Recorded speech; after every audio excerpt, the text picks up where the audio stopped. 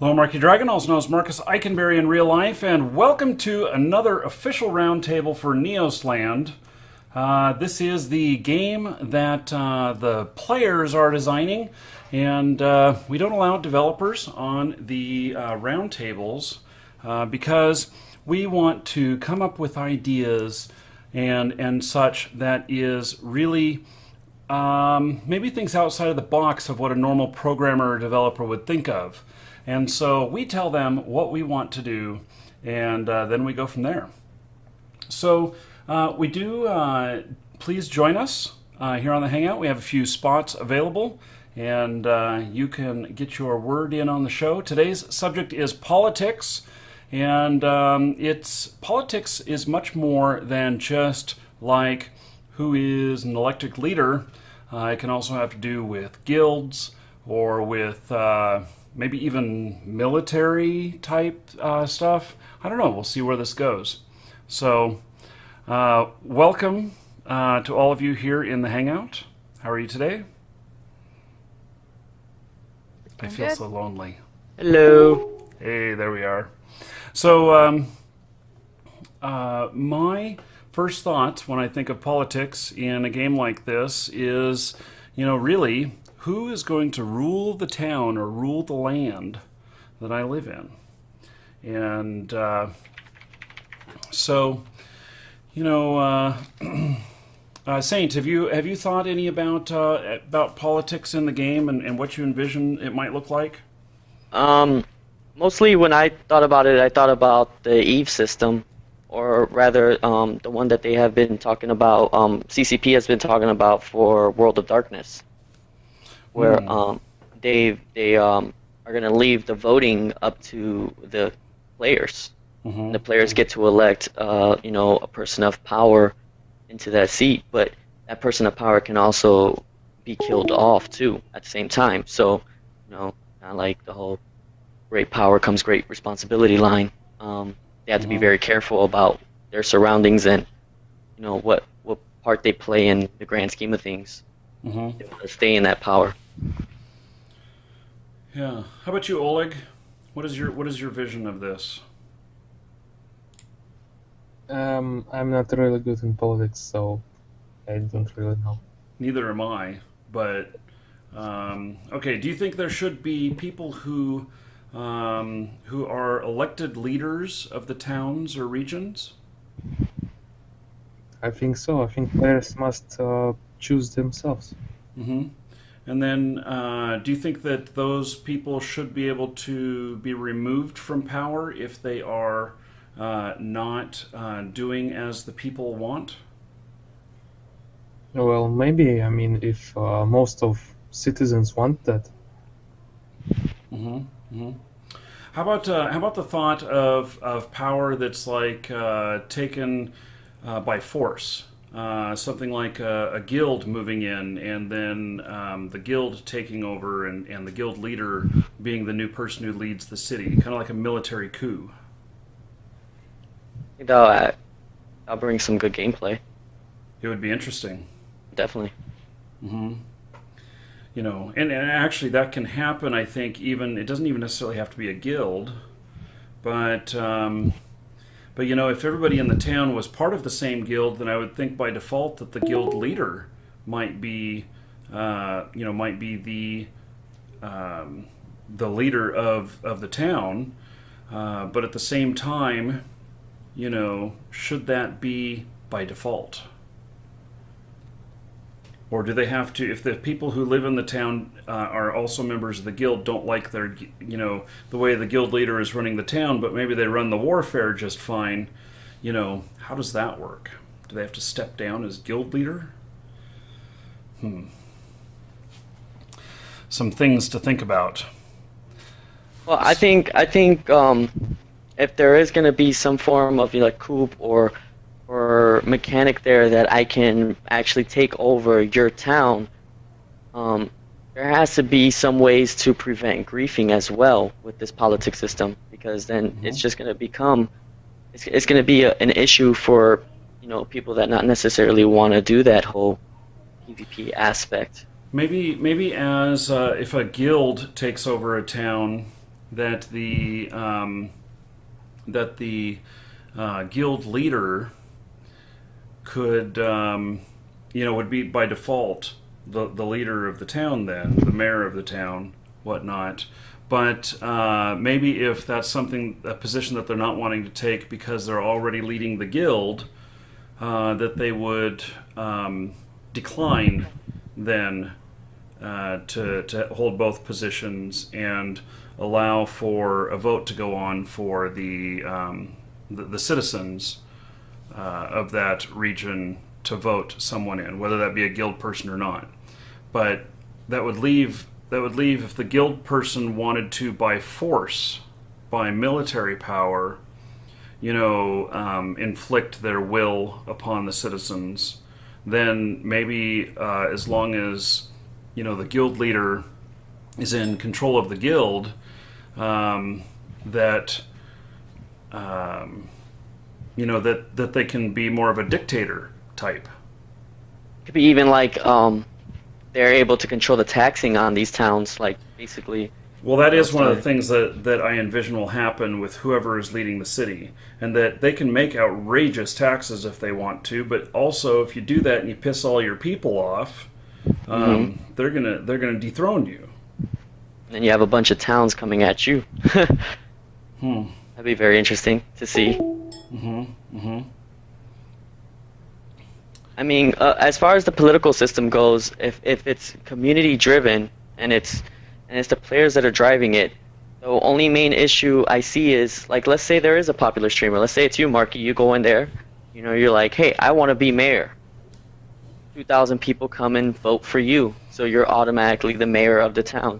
Like, there has to be a form or a system set up so that it's not just about the popularity that wins. Maybe this can tie in with the karma system we were talking about. Like, if you want to be mayor, you have to, have good standings in karma as well. That's interesting. I think, though, that, I don't know, in real life politics, do mayors always have good karma? You're right about that. Or maybe you have to go around town to get like a petition signed. You have to have so many signatures. Yeah. So the way that that I kind of envisioned that that this would be working would be that if the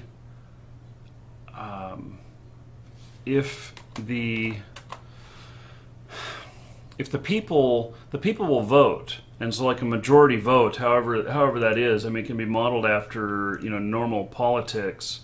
The people will vote, and then will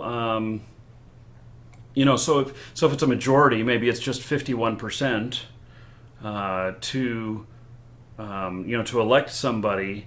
But then maybe when you're upset with somebody, maybe you need 60% or whatever to to respond to throw it up for another vote, and so that it can go to a vote again, and you can dethrone a person who is not treating everybody well, or not performing good actions for their citizens. So that would be a way of doing it without having to go in there and take it by force, is what you're saying. Well, but see, I think that there should be another way too, because in politics, regions of control are taken either in a democratic way or in a military way, where, in the democratic way, we vote. In the military way, the military comes in, seizes control, and they place in whoever they see fit to run the region. You could have like a system set up where like the person that wants to dethrone them, because there's obviously going to be that one advocate that wants to dethrone that person, and obviously wants to take his spot. They can actually set up proposals like, if you dethrone him and you elect me next, I can put roads on this side of the town. I can charge this amount of taxes, and that could be like a newsletter that's sent out to your mail, or even just pops up on your screen from time to time, and you click yes or no. Right. So right. I think that would be a great system where it keeps the player involved in what's going on around the town, not just out in combat. Well, and I think that how your tax rate and everything is set by that person as well, and that person, if they're smart, will take will set an appropriate tax rate for what the citizens need and want. And if it's a heavy military type of arrangement, then maybe the tax rate is really high, but because it's really high, that there's a lot of security and safety because they've hired a lot of guards and they have very well maintained defenses out there around the city, and they're paying for all of that. So It's very very interesting to see. It's one thing to kind of theorize it, but it's also if we're giving the keys to the kingdom to the players, there's going to be the majority out there that are going to try to use it to their advantage. And absolutely, there has to be like conditions there that make it not so. Really, do you think that it would not be self-governing?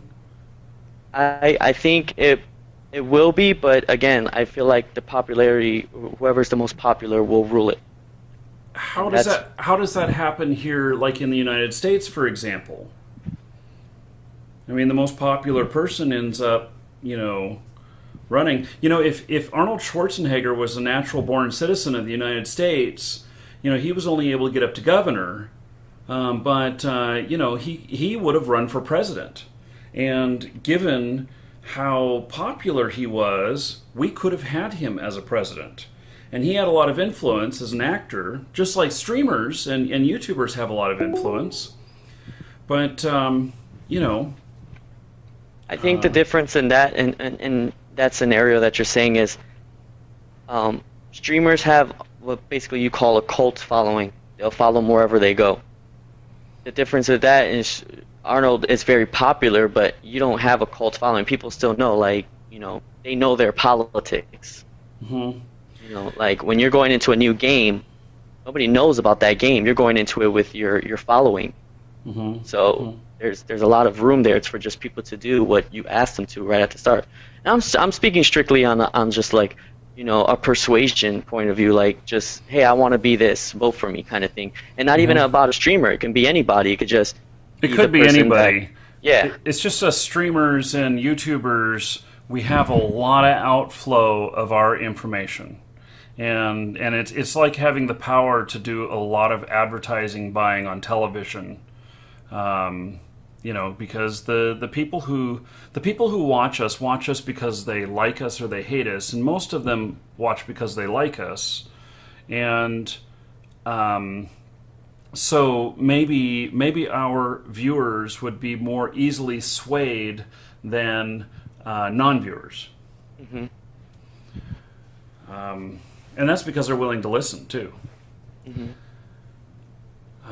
I think that if we give a counterbalance to the people of an easy method for them to force a revote, then people who are not doing a good job, could end up with a revote, and so really we could end up with 5 days or 7 days of campaign to remove the the sitting person, and then another 5 or 7 days of voting, and then in the part of I know that at least here in the United States that voter turnout has something to do with certain things, that there's certain areas where if there isn't a high enough voter turnout that nothing happens. But in the game here, if we have 100 players in a town, and let's say only 40 of them show up to vote or cast their vote, then the 40 players, when it comes time to tabulate, equal 100% of the votes. And so if 21 of them say that they want so-and-so to be in, and then that's who's in. And if other people don't like it, then they should vote. There will be a lot of people who aren't interested in the politics, and they'll just go with the flow with whatever. Now, my question is, let's say let's say you get voted, Marky, and you're Which the I'm mayor. not. I do not want the position. I have enough responsibility as it is. Go ahead. So in that sense, as the mayor, do I have to log in every single day and do my mayoral, my duties as a mayor? Or, we also have to think about that too, because what happens if that person that's mayor, gets hit by a car? Well, then this is how they get replaced. Because if they're hit by a car and they're out and they're not doing anything, they need to be replaced. But at the same time, I don't think that there's going to be a whole lot of stuff that happens very consistently. When we're setting up at first, there's going to be a lot of things like here's our goals for the resources, for the roads, for the lighting, for the defenses of the town and everything. But, beyond that, once the town is established, then it's just maintenance. And maybe, there'll be a deputy mayor or whatever, someone, it's just like president, vice president, and that the deputy mayor can take the place of the person when they're not available. So it's a team, and they're both, thinking alike, and the mayor, always picks the deputy mayor, and then, if the mayor has disappeared, deputy mayor can say, I haven't been able to get a hold of him for a couple of weeks. Let's put it up to a vote. I think that I should be leading it. So You can even go in depth to say that instead of having just a mayor, deputy mayor, what if this can all tie into the combat and just like how they said they're gonna have houses or like forms of magic and different weaponry. You can even just say I elect head of household of magic, blah blah blah. This person's in charge of that division, and just have a full political system where it's a hierarchy now. So that if that person, let's say that mayor does have to take a 2-3 week break, the hierarchy's still there to handle everything that goes on.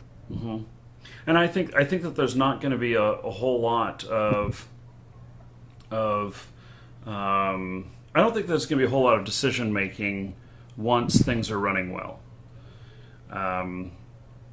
So I think it needs to be simple.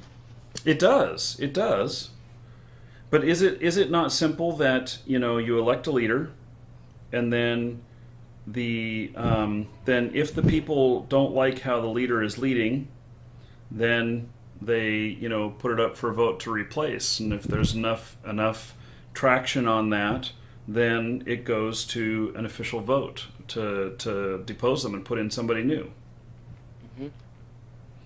And the whole deputy mayor, I really think that it's a very good point. What if the person is away, and so a second in command or whatever, I think is a very good idea. Someone who can take care of things while you're away without having to give them access to your account. But as you go further, down into the whole politics thing, that's probably something that can happen if it's needed and wanted. Maybe it's not needed at all right now. And if our towns are really, literally, just 10 people, which might be some towns, which might be, maybe about the smallest town that could form or whatever, having 10 landowners, then, you could, you wouldn't need very much. But when you get up, if you had 1,000 players in a city or whatnot, then with that many people to listen to and to take care of and to address their needs and everything, you get a bigger and bigger city, then you're needing a bank, then you're needing, I don't know if we even need water quality, road quality, I don't know about these things, more defenses, all of this stuff. You may be big enough that it does require some other stuff, but maybe that's something to get into with our first cities that are born, and just take a look at that and see whether or not it's really an issue. It could be a case of, as cities get larger, additional positions open. Hmm. like a captain of the guard who could be in charge of hiring NPC guards for the city. Right, right. And I think that that may be warranted, and I also think that that that like Lisa says, simplistic to start is probably the best solution. I mean, the simple, to keep it simple at first. I don't think this one needs to be complex. Not like how we were talking about with alignment, and karma and all of that, which gets very complex. So. And what will be the purpose of a system like this? Well, it's organization, and so if we have the ability to attack other towns and to take land and to try and inflict things by force, then we need a unified voice in the defense of a town, and then also for the perks of a town, because when you get up to a certain income level, that the town is bringing in, then maybe you would want a bank. Well, who administers the property for the bank? How do you get the property for the bank? Who commits the funds to build the bank? And then the bank has a positive effect on that community right there. Well, then wouldn't it be just the landowner that has all those rights? I think, though, that it's the mayor that owns them, and the mayor is elected. So whoever is elected new may own this common area. And the way that we've talked about with land working would be that if we have somebody who's deadbeat, who's gone, not paying their taxes and everything, and they're within a township or a city, whatever we're going to call them, then they would that land would revert to the mayor for governance of what to do with it, and they can put it up for sale. And if they put it up for sale, then the money would go into the government coffer, for building other things or whatnot. Or if they can, use the land for something like a bank or a park or a meeting hall or a city square.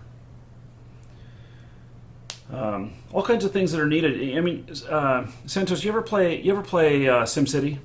Yes. And so that to keep your people happy, you have to start giving them some other things to reduce other issues. So like you need more police because you have gambling, and you need more fire, because you can't just put out all the fires yourself. You can't always be there, and so in this case, maybe we need more guards as the city gets bigger, because it's now a bigger target. There's more loot to be had if it's attacked. And I hear everything, and what it says to me is not much a political system. It says a clan management system. Well, whereas these clans are because obviously these clans are going to build towns for themselves. Mm-hmm. And that would be a military type rule. What about what if I don't want to be in a clan and I don't want to be doing military type stuff or organized fighting, but I just want to live out there and be a farmer, and I want to hang out with my friends, and I just want to build the best damn dungeon ever, kind of like what Evil is trying to do. Then, maybe I don't want to care about that other stuff, but we need the defenses, and the defenses might be just hiring guards. It might be building walls or whatever. Who's going to take care of all that? Wouldn't that be the landowner? Well, there could be somebody controlling the city that's an NPC, not necessarily a person, and then you pay taxes to that, and the more taxes the people around that live in that area pay, they take care of making sure there's defenses. Well, who builds the walls? Well, because from my NPC. understanding, let's say I buy X amount of plots of land. Technically, whatever word you give it, I'm still the owner slash mayor of that land because I depict what's going to be built on that land. Yes. Now, when you start inviting people onto your land, you're offering rent, you're selling houses, whatever on your land, whatever you did on your land, you're still the owner of that land. Now, where I think the political system will come in is the point where you're like, I'm the landowner, I own X amount of blocks, I have all this stuff on my land, but I don't want to do all the grunt work. I don't want to worry about my walls. I don't want to worry about this. So I'm going to start delegating. And that seems like more of a management system than a political system, where you can delegate different things to different NPCs or players.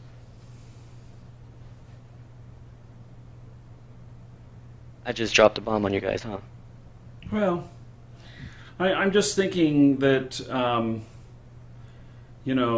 like Lisa says, it could be automated through an NPC or whatnot, but still, whether it's an NPC or a person, how do you decide how important the defense is of the town, and how much you're willing to pay to get it to get the town, secured? You can do your own stuff and build a couple land squares deep or whatever, giant walls around your individual property. But there's going to be so many people who don't have property that they can hold on to. And Well, that's what I'm saying. The more people that move into that city and they're paying taxes to, say, an NPC who is ruling it, the more taxes that have been paid out, the more defense there'll be. But the tax is based off of land squares in its current form. It's not based off of people. Shouldn't the whoever the mayor or the landowner is be picked if if they can put taxes on even like transactions in the town? If they wanted to, not just land squares. Yeah, there'll be That's another source of revenue. There should be lots of ways to collect taxes, just like in America. Well, Yeah. so we're talking like sales tax or whatever. Okay, so because the sales tax is high someplace, I may live there or whatnot. No, I won't do any transactions there. I'm going to take all my shit over to the other, trade-free zone or whatever, because they have their stuff figured out, and I'm just going to sell everything there. Yeah. And, but... Yeah, but then those people might not have protection. Well, they may not, but maybe I don't care because I only take a day's worth of stuff over there every day, and that's what I sell. Now you're creating gameplay out of the political system, not just who's in charge, because it's up to the land. If I want to, maybe I don't have enough money to build defenses, but I can charge, no tax. It's a tax-free zone here, so I can just get more foot traffic through my door. Mm-hmm. So now it's taking a life of its own. Well, and that's part of the deal, though, too, is that as a mayor would decide what tax rate. There's going to be a base tax rate of, Jacques says something like 2% or whatever, and that's just gold sink, and that's just to keep deadbeat properties from surviving long term in the game. But somebody wants to promote commerce and everything, they're going to keep the tax as low as possible there. But then it still has to be defended. And who decides this? I really think that there needs to be a leader, rather than us just saying an NPC should do it. An NPC can do some things, but who decides where to place the walls? Who decides where the city gates should be? Who decides whether or not you should get, light posts and upgraded streets? Who makes all of those decisions? Landowner. Who's the landowner? Well, I'm thinking on more of a basis as if I have 10 squares, I'm renting out 5. I'm still the landowner. I'm only renting them out. And that is your own microcosm. But each town may be 1,000 or 1,500 squares, and or even more than that, because the big packages have like 500 and some odd squares, if I remember right, and so could you make your own town within that region and be mayor by default because you own all the land? Well, sure. It's a monopoly, and if you're renting out to everyone, it's like the gold rush cities where somebody owned all the land and all the buildings and everybody just rented off of them. So what if we did like how and just like in America, when you put down roads, you have to propose a building plan before anything gets built on that site. What if the same can be said for the mayor or the leader of the town? Like they have to propose what's going to be built there. So if you want defenses there, you propose it to the city, and the city gets to vote if it's there. Now that's the mayor's choice if he wants to handle that like political system where he wants a voting system. You could have people out there that just run communist towns and say, "Hey, what I says goes." And that's what I want. That may sound funny because I'm not into communism at all, but I want to elect someone that I trust and allow them to do their job, which is to make sure that everything is safe and secure and that the sewage isn't backing up. I'm not saying we're gonna have sewer lines, but this is just an example. And as opposed to worrying about trying to get all of my neighbors to perform certain actions so that the whole thing is secured.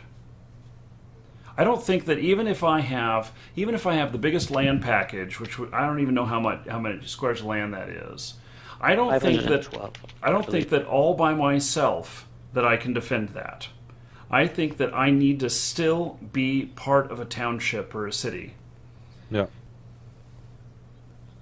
Thoughts, Brian? I have a question. I'm currently thinking about it. I mean, if you have a city or, let's say, a huge area where you can build up a city, you are owning those slots, for example. I would do the thing with the election that you choose your mayor, and he is the last position that is deciding it, and then you have this city council or something like that. So they are checking where is the money needed more, and then they are investing the money to build up some wall, for example, or some gates or watchtowers, etc. So the city council is giving that idea to the mayor, and he's saying, okay, great idea, I agree on that, and then maybe it's like a quest for the people in the city. They see, oh, here we want to build up a wall, deliver us stone, you will get some gold for each unit of stone that you deliver to the city, and then you are building up the wall on that way. I mean, that would be a very nice function. But somebody has to decide where the walls are placed and everything. Yeah. And as the city grows, the walls have to be expanded out. That's the problem. That's the problem. The biggest problem, I think, because I mean, first the city is small, and then it begins to grow, as you already mentioned. And so maybe it depends on how huge the land is that you own. So you decide directly that you use the outer border to create your wall, for example, and then you are growing up inside of that wall. I think that as the town grows, it needs to all be expanded, and I think that I suspect that the towns are going to be bigger targets the bigger they are. Definitely, yes. I think so and too. those towns may be wealthier by default. People may just be wealthier in those locations, and so maybe there's more stuff to pillage. In this case, I have an idea. Why not doing some limitations? If you have some blueprints for the fence or for the wall at least, and so the first time when you have a small city or a small village, you have only the access to some easy thing that is to replace like a wooden wall or something like that. So in the first stages where you have, for example, 10 citizens or so, you can only build up wooden fences or wooden walls. Then later on, if you have from 11 to 25 citizens in your city, you can build up stone walls or reinforced wooden walls, and so on and so on. So this would be also a very nice thing. So, I mean, it's not hard to get wood. So Right. If the city is growing, just put down the wall, create a new one in a bigger distance to your new buildings then, and yeah, it's fine. I actually don't like the idea of city size being based on what their defenses could be. Because if I'm really rich and it's really important to me to build the best walls possible, even though our town is small, and I want to put that money in to do that, I should be able to. Mm-hmm. No, I gave a suggestion for that already to Jacques. Okay. Well, there could be already a designated size city that you can build that has maybe a really small wall, kind of like a, wood logs or something like that. And then as somebody establishes that city, then they can build those walls up. I think that that'll really be limited by resources, and that yes, at first you're probably it's going to be like the old forts here in the United States, where they built them with logs, and they were like outposts, and they were defended well against the Indians, but certainly as society progressed and bigger and better weapons came into existence, they are not effective against that anymore, and so you need other stuff. And also, people back in medieval times, they would build a castle, build a wall around a group. That would all fill up, and then people would start moving in outside of the walls. They would just build another wall. Right. So you'd have an inner city and an outer city. And now, Brian, you live in Germany, Yes. and I've been there a few times, and there are places where you're just driving along, and all of a sudden there are, walls everywhere. Yeah. And they were built 1,000, 500 or 1,000 years ago, but you see The those city walls. Yeah. Like in Augsburg, we have so many gates and wall parts in Augsburg. Yeah, I know what you mean. Yeah, you had the first main thing around the castle, as what's his name? Donald already mentioned. You have the castle, and around that you have the first wall, and then the people are coming to your castle. Then you're starting to build your first gates, your first walls around them, that they are also safe. Then you're starting to place watchtowers on the huge wall, and so on. Yeah. This really would make the inner city more secure than the outer rings, and which would make the land worth more there, and which make people feel more secure there. Maybe more commerce would happen there. Maybe more wealth would be held there.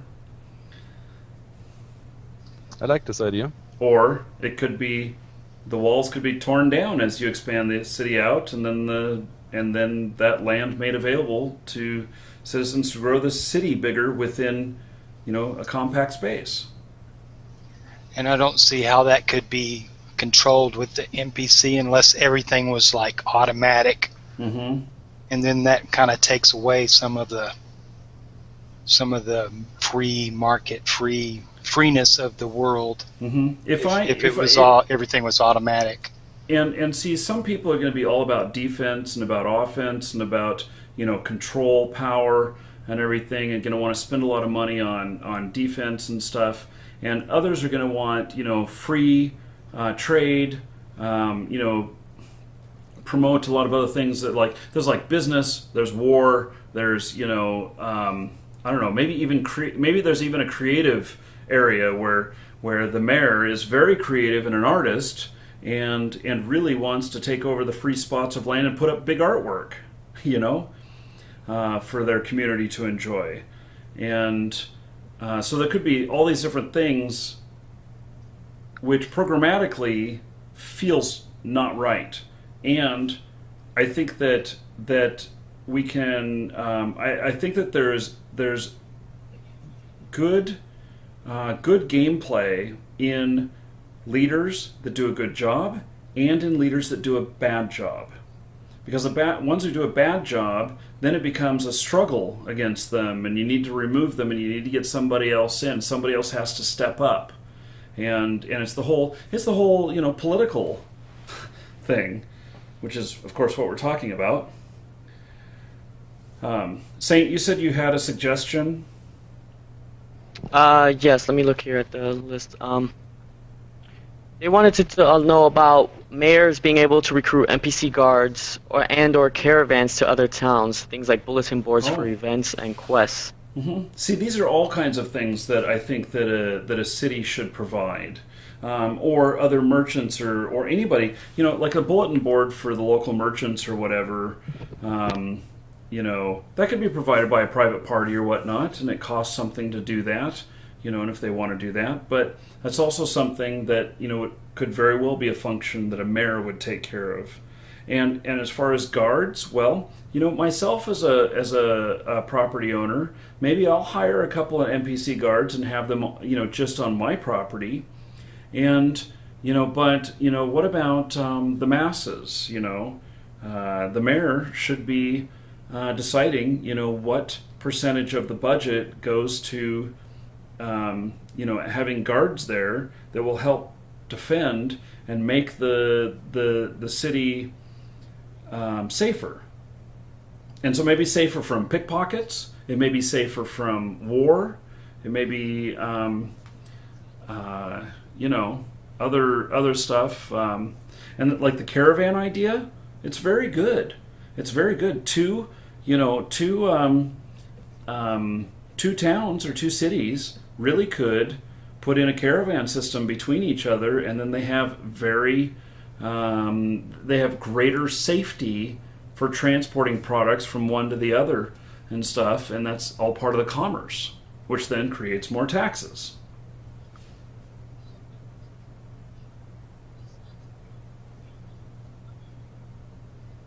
Okay, so there. Nobody has anything else to say, huh? I have another question. Okay. Okay.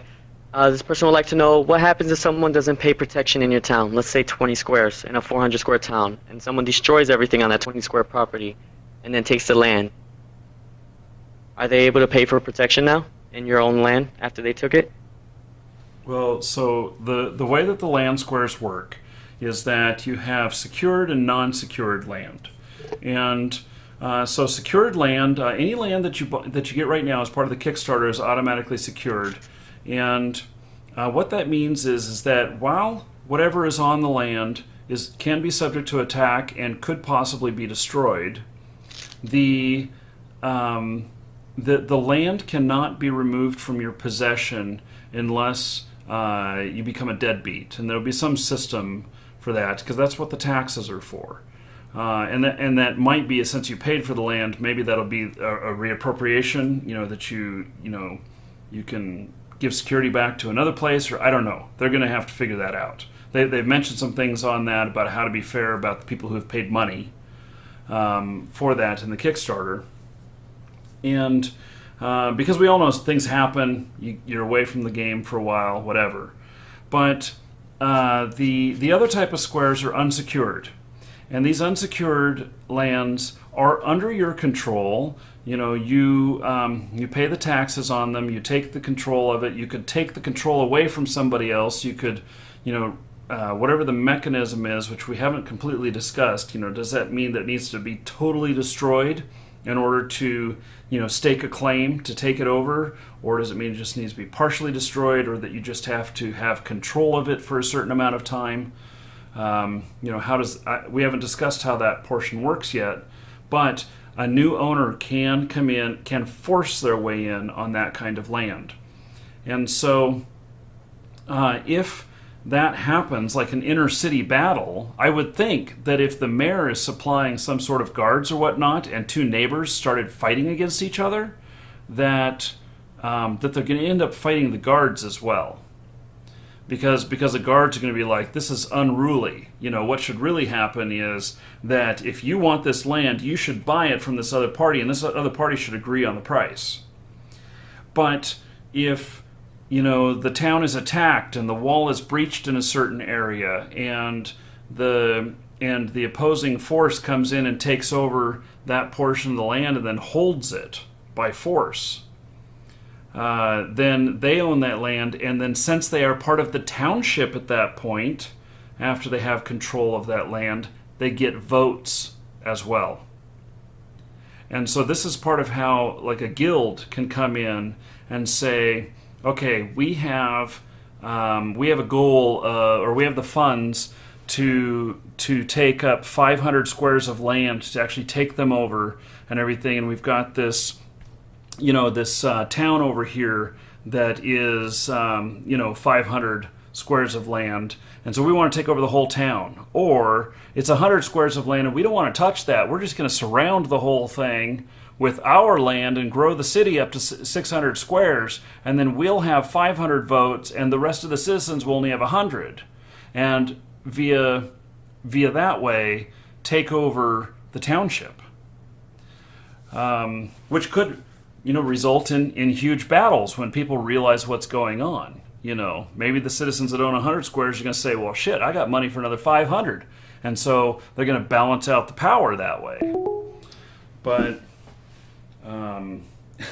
it's just like, anyway, that's how the squares can be taken. And so if you're dumb and you go and attack a city that is majority held by secured land, then you've just wasted your time. All you've done is inflict a little grief on them, but they win after all because you can't take over the land. And so the only thing you can do is expand the city, connect to the city, build your other stuff out, and start trying to get majority control. It's kind of like companies that are publicly traded and they have so many shares of stock. And so somebody goes in and says, there's 1,000 shares of stock, and one person owns like 400 shares of stock, and then there's a whole bunch of other people that own stock, none of them more than say 100 or whatnot, but they start going to all these other people until they get 401 shares of stock, and then it's a hostile takeover, which is exactly what we're talking about. Each land is squares like a share. So, okay. Did that sound like a rant? Just sounded Lots like of me being information. excited. I'm very excited about this stuff. I think that I'm going to be very effective to it in the game, and that it's going to piss me off sometimes. But I think it's going to feel damn good when I take over somebody else's shit at the same time. That's the point. Yeah. So, and I'm going to have to work hard on my defenses. One of the things that I really like about 7 Days to Die is building the defenses, trying to get my security in there. And the problem with 7 Days to Die is I can dig down underground and I can go wherever from there, and then the zombies don't care anymore. And but with this is players, and players are much smarter than zombies. And they want control of it because you have a gate in your town, or because you got crossroads in your town, or because because you're the biggest city near some high value natural resources, and they want to base their stuff out of there. Or it's a military, it's a front lines town, that the opposing forces or guilds or whatever are the next town over. Wouldn't that be something? That a guild-owned city, and so another city that's near there that's really democratic gets taken over by a guild because they want to go to war with the other town that's close by, and they need their resources to be close by. I mean, I have no idea what's going to happen with this, but I think that it's going to be awesome. Okay, what about the players who don't want to do PvP? I think that the players who don't want to do PvP, that will need to be in regions that there's a lot less risk for where they build their home, and I think that if you are the risk, part of the risk that we've talked about is based upon resources. And so if you're out in like volcanic lands and you're out collecting obsidian, and let's just say obsidian is really valuable and it's a really harsh environment and stuff, then you could be a lot more subject to attack out there as a town than you would be in a place that's tame, in a valley, quiet, not in the direct trade routes, and really just doesn't have anything that people want to fight over. I think that'll all be worked out Yeah, I don't know about that because some people might want to just grief those people anyway. And that's true. But the people who don't want to do PvP, in essence, from what we've talked about so far, just elect a mayor that wants more security and pays for more guards and stuff. There should be a point to where the tax rate or whatever is so high that that really the amount of money to take over that place would not be worth acquiring the land. And so maybe there's a balance there to where the people can agree that, hey, I'm willing to pay 30% out of all of this stuff in order to in order to assure me security. And maybe that's where I would actually have my home. But I might have another location that's out near the front lines or out near, a lot more hostile environment where there's a lot more risk, but there's a lot more reward as well. And I think that there should be a way to 100% or nearly 100% secure everything. So there are people who don't want PvP at all. PvP is awesome. It is awesome, but I think there are people who don't want PvP at all, and I think that has to be recognized, and that So what'll happen in let's just say it's a PvP free zone. Let's just say there's a city that has such good, guards right off the bat that that nobody can attack it. Well, then the land there is going to be a lot higher cost, and so you have to pay for that security. Yep. So do you have to initially be involved with PvP in order to acquire the money to pay for that? I don't think that PvP equals money. I think that you can earn money a lot of different ways. And I think that if you're good at earning money, like let's say you're an excellent designer of houses and everything, and so you're selling blueprints to all these different houses, and you're making money off of that, and it's more than enough that you can just that you can just have. Gee whiz, people. Okay. They don't understand when you mute them that they just immediately unmute themselves. I don't get it. But you could become very wealthy, and you could put that money toward security. There should be a way, I think, for someone to secure things 100%, but I don't think that it's just a switch that gets flipped. I think that it's something that has to be done to provide that security, and that somehow maybe everybody can achieve that, but only under the right conditions. And so maybe there's these towns that can't be attacked or whatnot. We talked about like Kingsland before and everything, and maybe that's where the capital is, and that's where the king is of the entire region, continent, or whatever. And so if you want the ultimate security, you got to live there. But since there are a lot of people that want to live there and there's not enough land squares, you may end up renting from somebody else, or you may end up that it just costs a lot to buy the squares within that region. I think it's just like that in real life.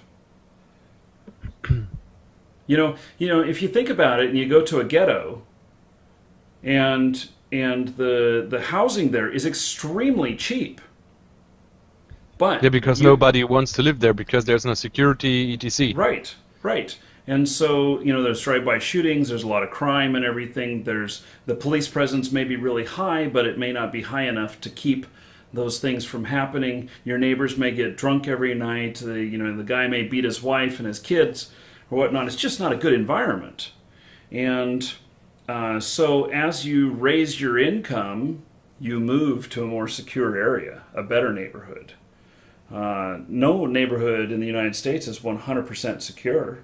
I mean, hell, even the White House, which you would think would maybe be the most secure building in the United States, they've had people get in there before. The Queen of England recently had somebody show up inside, or no, it was they thought somebody did. Anyway, I don't know that news very well, but I remember seeing it on the news a while ago that they thought that somebody had breached the wall. And so I think it's a fine system to model it after real life.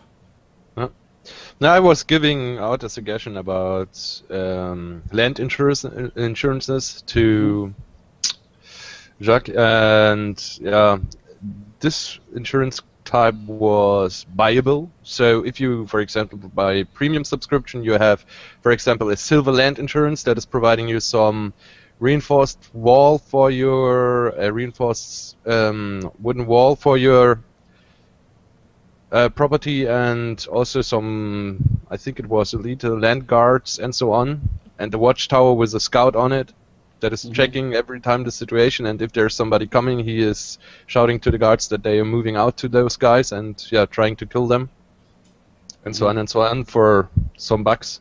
Not a high price, but at least that you have the possibility to buy it for real time, real cash as well, because as you know, there are several players in games that are not able to invest that much time in the game to afford such insurance stuff with in-game actions or so.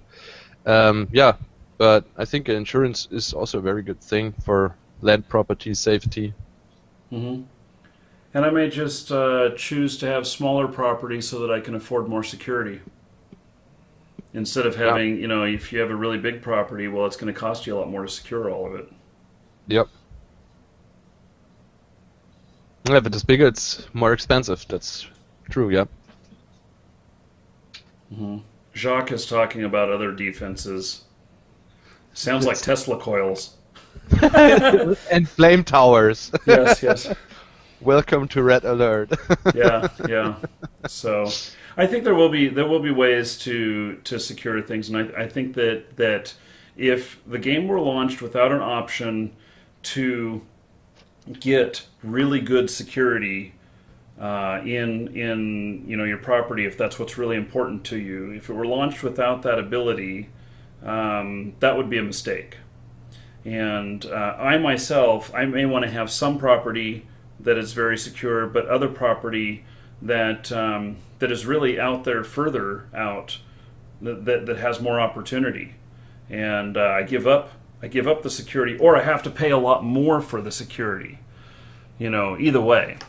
So we are pretty much out of time. Saint, was there any other comments that came from chat or whatever that might be something to just touch on as we exit? Just one, because we're talking about taxes. They would like to know, how often will you have to pay taxes? I don't know. We haven't set that, whether it's a monthly thing or whether it's a daily thing. I would think that maybe it would be a daily thing, because maybe you only need to own the squares for a day. I don't know, and it would be an automatic thing. So I don't know. We haven't talked about that. We just talked that it is going to happen, that there will be tax on the land, and but how often it's charged. I mean, maybe if it's charged monthly or something like that, look at it as a resource like gasoline, and your square of land is actually an engine, and so you have to keep the tank full to keep it running. And so maybe you have an account that you just deposit stuff in and make sure that there's more than enough as it ticks down slowly. Whatever way it's done, we'll figure out how to do it easy. And so it's real simple, and so that everybody can understand it. So I think the accessibility is going to be the biggest thing. So, and people won't own land. Some people own land for an hour. They may take it over and then somebody else comes in and conquers them again before they built their defenses. I don't know. I don't know how all that part will work. That'll be another roundtable. So, but for that you should get an achievement at the end. Oh, what? You hold the land for 10 minutes or so. 10 minutes, yeah. So it'll be in the history of the land. They'll build a statue of everybody that once owned it. So. Okay, so thank you very much. This started off as kind of a subject that that was I wasn't sure where it was going to go, but now after we're at this point right here, I'm excited for it, and can't wait to be part of a community and defend the land. So anyway. Okay, thank you everybody, and no live show tomorrow, but join us Monday at the same time. We'll be here, and Q&A and or roundtable on Monday, and so everybody take care.